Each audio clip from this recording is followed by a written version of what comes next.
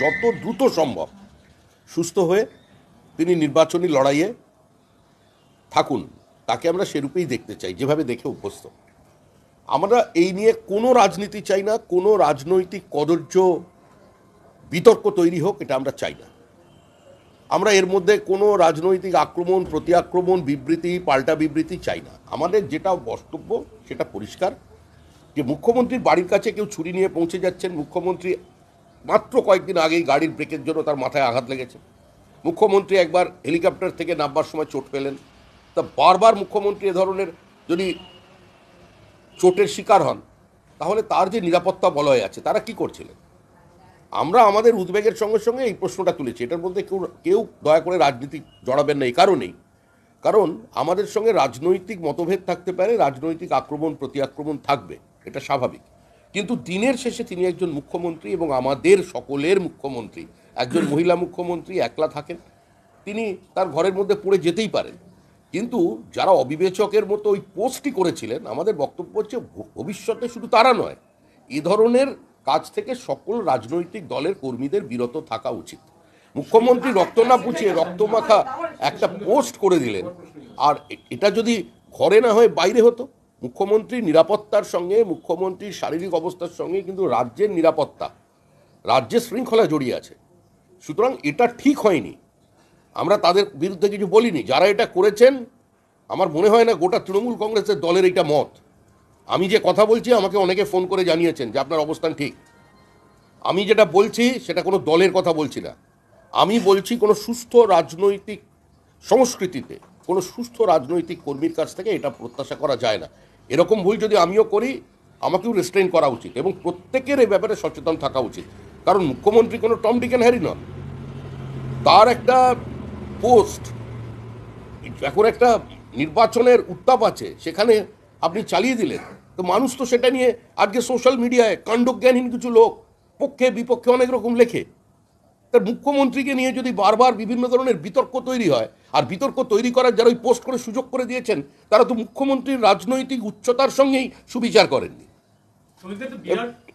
এটা দেখা উচিত যে মুখ্যমন্ত্রী সেখান থেকে তাকে কোনো ফার্স্ট এডের ব্যবস্থা করা হলো না, আর বারবার এসএসকে, যার কালকে তিনি মণিময় বাবু, তার বিবৃতি নিয়ে এত বিতর্ক তৈরি হলো, ধাক্কা মারা, তিনি একটা বিতর্ক তৈরি করলেন। এখন তার হয়তো ডাক্তারি পরিভাষাটা তিনি বলতে পারেন, কেউ বুঝতে পারেনি, ওটা বলতে চাননি। কিন্তু যে হসপিটাল সম্পর্কে মুখ্যমন্ত্রী নিজে বলেছেন তার হাঁটু গন্ডগোল করে দিয়েছে, যে হসপিটালটা এখন মোটামুটি টেন্টেড হয়ে গেছে, সে হসপিটালে মুখ্যমন্ত্রীকে কেন নিয়ে যাওয়া হয়েছে? মুখ্যমন্ত্রীর বাড়ির কাছে অত্যন্ত অল্প দূরত্বে পুলিশ তাকে গ্রিন করিডোর দিয়ে অন্য জায়গায় নিয়ে যেতে পারতো। এই হসপিটালে নিয়ে যাওয়াই ঠিক হয়নি। উডবান ওয়ার্ডে নিয়ে গিয়ে আবার সেখান থেকে একজন অসুস্থ মানুষকে আরেক জায়গায় নিয়ে যাওয়া হচ্ছে স্ক্যান করানোর জন্য। এটা প্রয়োজন ছিল না। এটা আমরা বলি যে আমরা মুখ্যমন্ত্রীর স্বাস্থ্য নিয়ে উদ্বিগ্ন, আমরা তার দ্রুত আরোগ্য কামনা করি। আবার বলছি, এটা নিয়ে কোনো কদর্য বিতর্ক, বিবৃতি, পাল্টা বিবৃতি চাই না। আমরা প্রত্যেকে একটা রাজনৈতিক সংস্কৃতি আছে, পুলিশ নিশ্চয়ই তদন্ত করে দেখবে, পুলিশ কমিশনের দায়িত্ব সেটা।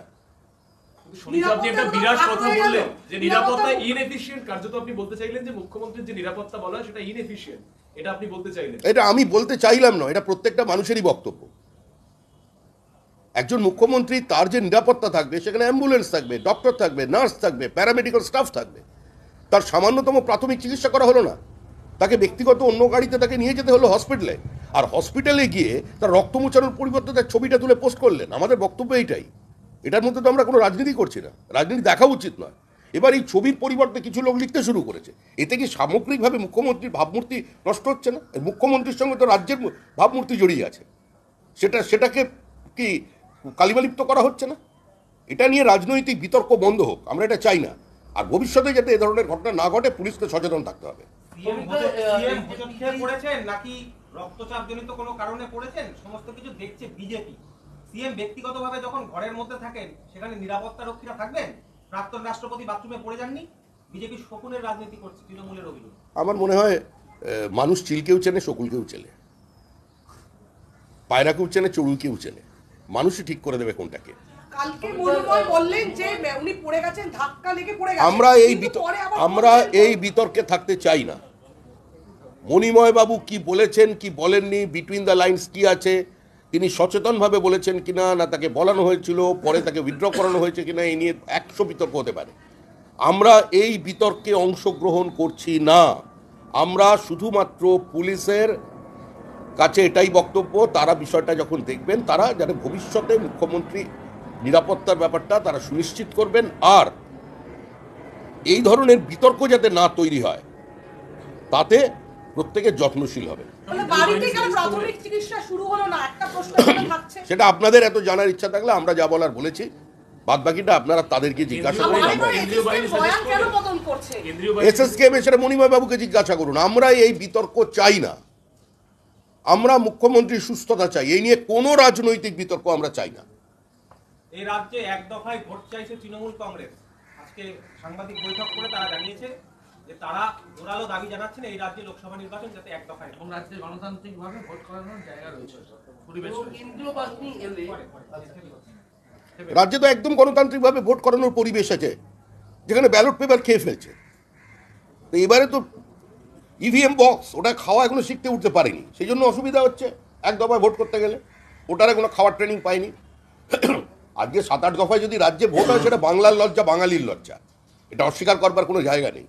বিহার, উত্তরপ্রদেশের ভোট সংস্কৃতি বদলাতে পারছে, আমরা বেরোতে পারলাম না, এটা তো আমাদের লজ্জা।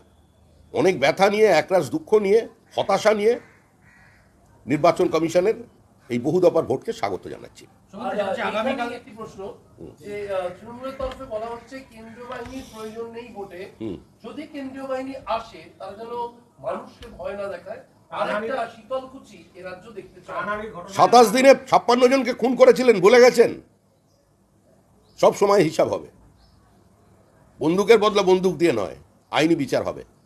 27 দিনে 56 জন বিজেপি কর্মী খুন, পঞ্চায়েত নির্বাচনে প্রায় অর্ধশত মানুষের মৃত্যু, এত ঘর জ্বালানো, ঘর ছাড়া মানুষ, রাজ্য জুড়ে সংখ্যালঘুদের খুন। গত 7 বছরে রাজনৈতিক যত খুন হয়েছে তার মধ্যে অধিকাংশ সংখ্যালঘু। কোন পরিস্থিতি তৈরি করেছে রাজ্যে? এই পরিস্থিতি যদি তৈরি না হতো তাহলে আজকে কেন্দ্রীয় বাহিনীরও প্রয়োজন হতো না। কোনো সভ্য দেশে এভাবে ভোট হয় না। পৃথিবীর প্রাচীনতম গণতন্ত্র, গণতন্ত্রের মা, মাদার অফ দ্য ডেমোক্রেসি, পৃথিবীর বৃহত্তম গণতন্ত্র, যেখানে বিনা রক্তক্ষয় 5 বছরে একটা সরকার পরিবর্তন হয়ে যায়, বিচ্ছিন্ন পশ্চিমবঙ্গ আর একটা জায়গা ছাড়া, সেখানে এতভাবে নির্বাচন করতে হচ্ছে। বিহার, উত্তরপ্রদেশ, যেখানে একসময় বন্দুক ছাড়া ভোট করানো যেত না, কেউ ভোট দিত না, বাড়ি মেয়েদের ভোট বাড়ি পুরুষরা দিত, যেখানে অনেক দলিত সমাজকে ভোট দিতে দেওয়া হতো না, সেখানের মানুষ আজকে হৈ হৈ করে গণতন্ত্রের সবচেয়ে বড় উৎসব ভোটে সামিল হচ্ছে, আর এখানে হতে পারছে না। এর জন্যই তো এতবার নির্বাচন হচ্ছে। আগামীকাল সরকারিভাবে ভোটের নির্ঘণ্ট প্রকাশ হবে, সেই জায়গায় বর্তমান রাজ্যের যে পরিস্থিতি, সেই জায়গায় দাঁড়িয়ে আপনারা কি মনে করছেন যে যেটা তৃণমূল বলছে যে এক দফায় ভোট হওয়ার প্রয়োজন, আপনারা কি মনে করছেন? তৃণমূলের কথা বলছে, আমি তো এতক্ষণ সেটাই বললাম। ভাই এত কথা, আমরা আমাদের যা বক্তব্য আমরা আমাদের নির্বাচন কমিশনকে জানিয়েছি, সেখানে জানাতে গিয়ে দলের পক্ষ থেকে যারা উপস্থিত ছিলেন বাইরে আপনাদের সাংবাদিকদের সঙ্গে কথা বলেছে। আমরা চাই অবাধ, শান্তিপূর্ণ, ভয়মুক্ত নির্বাচন এবং ভোট পরবর্তী হিংসার নিয়ন্ত্রণ। তার জন্য কেন্দ্রীয় বাহিনী কি করবে, কত কেন্দ্রীয় বাহিনী আসবে, নির্বাচন কমিশন কোন পথ নেবে, সেটা তারা ঠিক করবে। সম্ভবত 7 দফাতে ভোট ঘোষণা, 7 দফাতে ভোট হবে এমনটা কমিশন সূত্রে জানা যাচ্ছে। আপনারা সহমত এটাতে? 7 দফাতে আমরা তো বলছি বাংলা এবং বাঙালির লজ্জা, রবীন্দ্রনাথের বাংলায়, জীবনানন্দের বাংলায় আজকে 7 দফায় নির্বাচন করতে হচ্ছে।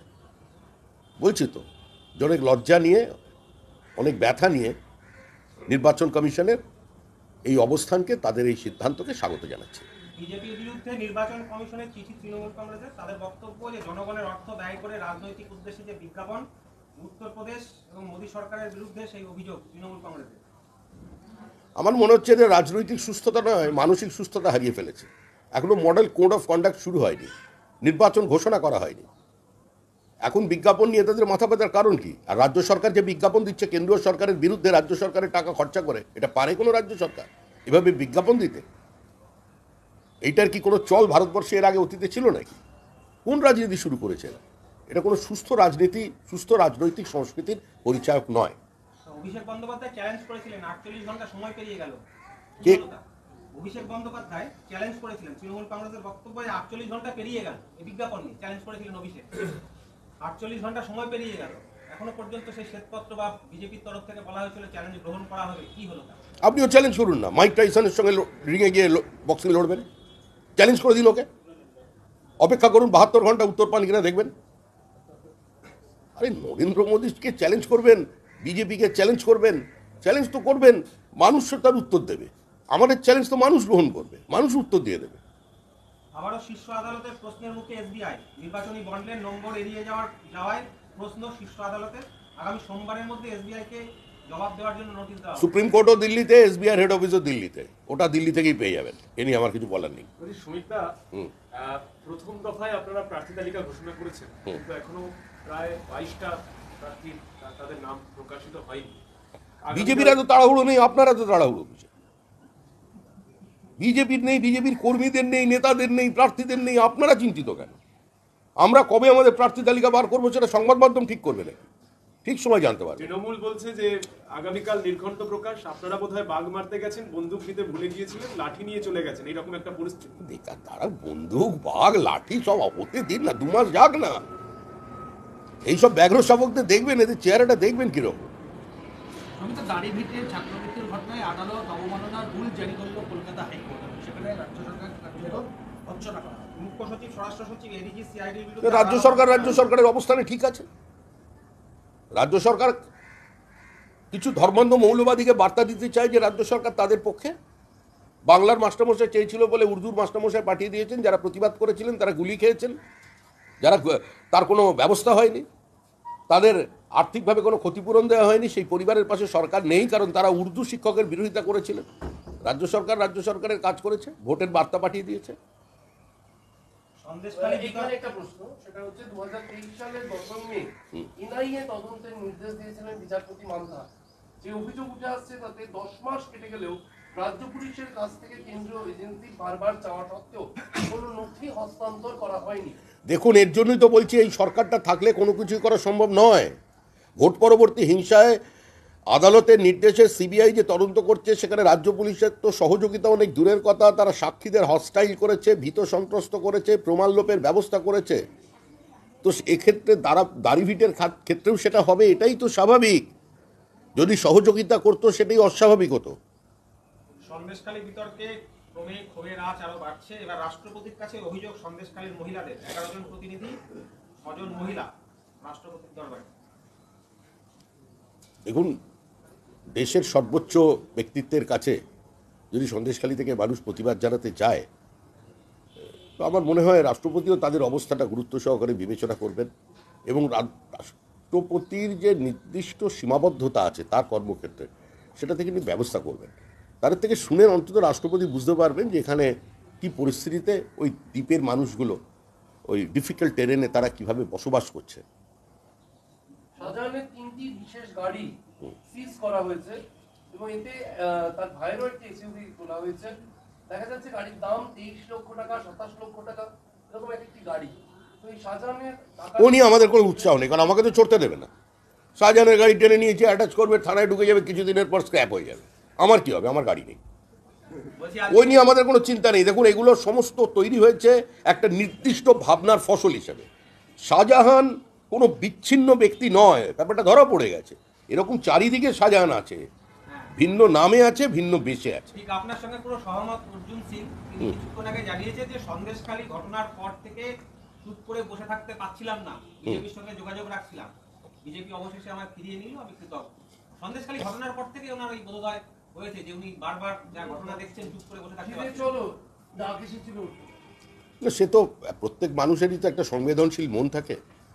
আর অর্জুন সিং একটু অনুভূতিপ্রবণ।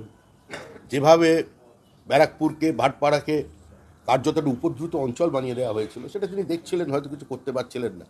সন্দেশখালীতে যখন দেখলেন তিনি বিস্ফোরণ হয়েছেন, এবং যখন মোমবাতিওয়ালারাও পর্যন্ত নেমে পড়েছেন খালি হাতে, তখন উনি প্রতিবাদ করেছেন। কিন্তু স্বাভাবিক একটা মানুষের ব্যাপার, এটা নিয়ে সমালোচনা করা, যারা করছেন তারা ঠিক করছেন না। সম্ভব আরো যে অংশ উঠে আসছে সন্দেশখালী, যেখান থেকে সূত্রপাত রেশন দুর্নীতি। রেশন দুর্নীতিতে তদন্ত করছে হাইকোর্টের নির্দেশে শঙ্কর আটকেও গ্রেপ্তার হয়েছে, জ্যোতিপ্রিয় মল্লিক গ্রেপ্তার হয়েছেন। আচমকা সেই রেশন দুর্নীতি নিয়ে হঠাৎ জেগে উঠল কলকাতা পুলিশ, এবং 2019 সাল থেকে কোথায় কত মামলা হয়েছে, অভিযোগ জমা পড়েছে, সব নথি লালবাজারকে জানাতে হবে। আজ বিভিন্ন জায়গায় বিভিন্ন তথ্য প্রমাণ যেগুলো বেরিয়ে না পড়ে, সেগুলোকে ধামাচাপা দেওয়ার চেষ্টা করবার জন্যই পুলিশের এত উদ্বেগ। কারণ যখন প্রথমে এটা নিয়ে এফআইআর হয়েছিল, তখন যদি পুলিশ সচেষ্ট হতো তাহলে লক্ষ কোটি টাকার এই দুর্নীতি মানুষের সামনে আসতো না। শুধু একটা পয়েন্ট থেকেই 20,000 কোটি টাকা ফরেক্স কোম্পানির মধ্যে দিয়ে বিদেশে চলে গেছে। এরপরে চিংড়ির মাধ্যমে টাকা গেছে, বিভিন্নভাবে চলে গেছে। অল্প বিস্তর সবাই ওখানের একটুখানি অমৃত রস পান করে নিয়েছেন, সেটা চলবে। সুলতান আহমেদের গড় উলুবেড়িয়া, সেই উলুবেড়িয়ায় আর কি সাজদা আহমেদ, যেহেতু সুলতান আহমেদ প্রয়াণের পর একবার উপনির্বাচন এবং একবার সরাসরি নির্বাচন, সাজদা আহমেদের নামে নিখোঁজ পোস্টার এবং একেবারে সেখানে খোঁজ দিতে পারলে 50,000 টাকা পুরস্কার, হাওড়া গ্রামীণ জেলায় একাধিক। না না, এইটা ঠিক। এই নিয়ে আমরা আমাদের প্রার্থীর নামে কেউ পোস্টার মেরে দিচ্ছে। এই সমস্ত পোস্টার সংস্কৃতিতে, নিখোঁজ পোস্টারের মধ্যে আমরা বিশ্বাসী নই। এটা রাজনীতির লড়াই, নীতির লড়াই, নেতার নয়। প্রত্যেকে তার পছন্দ মতো প্রার্থী দিয়েছেন, সেই প্রার্থীকে সামনে রেখে সব দল নির্বাচনে লড়বেন। আমরা উলবেড়িয়া জেতার জন্য আশাবাদী। উলুবেড়িয়ার ঠিক পাশে হাওড়া সদর, হাওড়া সদরে প্রসূন বন্দ্যোপাধ্যায়, বাবুল বন্দ্যোপাধ্যায় অনেক কিছু বলেছিলেন, মুখ্যমন্ত্রী তাকে ত্যায্য ভাই করেছিলেন, বাবুল বন্দ্যোপাধ্যায় আবার থেমে গিয়েছিলেন। আজ প্রসূন বন্দ্যোপাধ্যায় এই প্রসঙ্গে মুখ খুললেন এবং বললেন, আমি দলে একজনকেই চিনি, তিনি মমতা বন্দ্যোপাধ্যায়। তিনি যখন আমার নাম বলেছেন, ভরসা করেছেন, পাশে আছেন, বললো কে কি বললো কি ভাবলো, আমার মাথা ব্যথার কোনো কারণ নেই, কোনো কিছু নেই। না না, এটা তো রাজনীতি লড়াই হচ্ছে তৃণমূল বিজেপির। ওনাকে কেউ বলেছে যে আপনি সুকান্ত মজুমদারকে চেনেন? উনি মমতা বন্দ্যোপাধ্যায়কে চিনবেন তৃণমূল কংগ্রেসের নেতা হিসেবে, প্রার্থী হিসেবে, এটাই তো স্বাভাবিক, অপ্রাসঙ্গিক বিষয়। দেবাংশুর প্রচারে তৃণমূল কর্মীদের মধ্যে বচসা, দেবাংশুর প্রচারে তৃণমূল কর্মীদের মধ্যে বচসা, নিজেদের মধ্যে কি বলবেন? দেখুন, তৃণমূলের আভ্যন্তরীণ বিষয়ে, তৃণমূলের পারিবারিক অশান্তিতে বিজেপির কোনো আগ্রহ নেই, পশ্চিমবঙ্গবাসীরও কোনো আগ্রহ নেই। কবিতা ব্যারাকপুর আসন আপনারা ধরে রাখতে পারবেন? অর্জুন সিং যেহেতু ফিরল, মানে একটা তার উপর ভরসা রেখে 2,25,000 ব্যবধানে আমরা ব্যারাকপুর আসন এই নির্বাচনে জিতব। ঠিক আছে, চল চল চল।